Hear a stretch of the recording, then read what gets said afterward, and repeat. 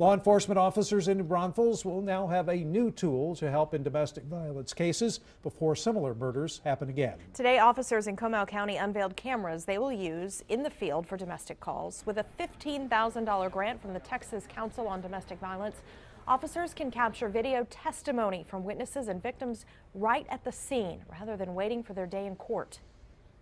Oftentimes a woman will refuse to testify because it further increases her danger and compromises her safety because she's got to go home. Advocates argue the video can help give prosecutors more evidence, potentially stopping a domestic violence death before it happens. In other cities like El Paso, prosecutors have seen an increase in domestic violence conviction rates since their officers started using these cameras.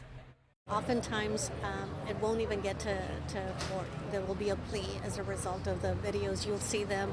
You'll see how strong evidence it is, and the defendant will have that to consider.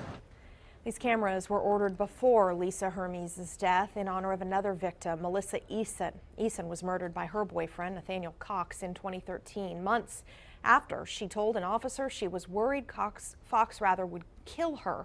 Fox was convicted and sentenced to 60 years in prison.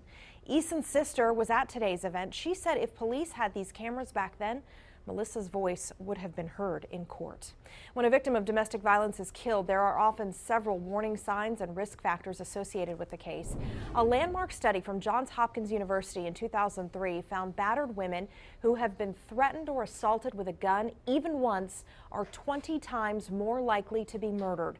Those who have been choked are 10 times more likely to be killed.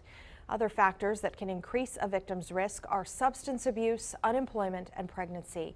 The study is now a guide for assessing risk in domestic violence situations.